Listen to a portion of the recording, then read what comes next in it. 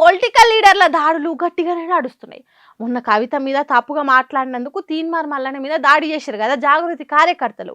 ఇప్పుడు ఇక పాడి కౌశిక్ రెడ్డి మీద దాడికి దిగిరు కాంగ్రెస్ కార్యకర్తలు.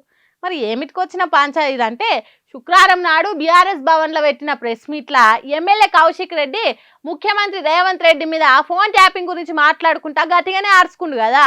అయితే అట్లెట్లా మా సీఎం మీదకే మాట్లాడతాడు, ఎన్ని గుండెలైనకు అని కాంగ్రెస్ వాళ్ళు దాడికి సిద్ధమయ్యారు. అది ముందే తెలుసుకున్న బీఆర్ఎస్ కార్యకర్తలు అసలు కౌశిక్ రెడ్డి మాట్లాడిన దాంట్లో తప్పేముంది, ఎందుకని దాడికి దిగుతారు, సిగ్గుండాలి దాడి చేస్తేందుకు, తప్పు మీ చేతిలో పెట్టుకొని రరి ఎంతమంది వస్తారో దాడికి, గేటు దాటేంత ధైర్యం ఉంటే చాలు మీకు అని పెద్ద బారికేడ్ల లెక్కనే గోడ తిరగని ఇలా పడ్డారు కౌశిక్ రెడ్డి ఇంటి చుట్టూ కార్యకర్తలంతా.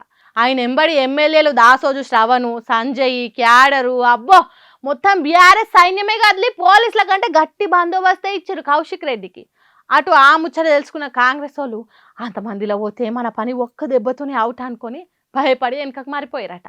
ఇక్కడ అస్సలు ముచ్చట ఏంటంటే హోంశాఖ మన సీఎం తానే ఉంది, దాడి జరుగుతుందని ముందే తెలుసు, అయినా కూడా ఆపలేదంటే అర్థం చేసుకోరు ఇక సర్కార్ దాడులకు ఎంత సపోర్ట్ ఇస్తుందో.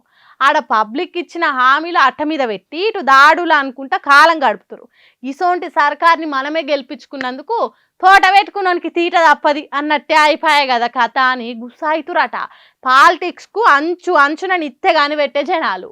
ఇది ఇట్లుంటే ఇంకో దిక్కు కాంగ్రెస్ ఎమ్మెల్సీ బాలమూరి వెంకట్ మాట్లాడుకుంటా చెప్తున్నా, ఏదైతే నువ్వు మాట్లాడిన మాటలకి బహిరంగ క్షమాపణ చెప్పకపోతే 100% నీ ఈపు బట్టలు కొట్టే పరిస్థితి వస్తుంది, నిన్ను గుడ్డలు ఉడదీసి ఉరికిచ్చే పరిస్థితి రేపు పొద్దున బాధ్యత హుజరాబాద్ నియోజకవర్గ ప్రజలు తీసుకుంటారని చెప్పి కౌశిక్ రెడ్డిని హెచ్చరిస్తున్నా.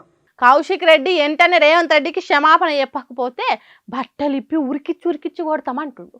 మరి దీని మీద బీఆర్ఎస్ వాళ్ళు మళ్ళీ ఎసోంటి రిప్లై ఇస్తారో అనేది పెద్ద సస్పెన్సే. ఇప్పుడు ఈ ఫోన్ ట్యాపింగ్ ముచ్చట ఇంకెంత దూరం సాగుతుందో ఏమో.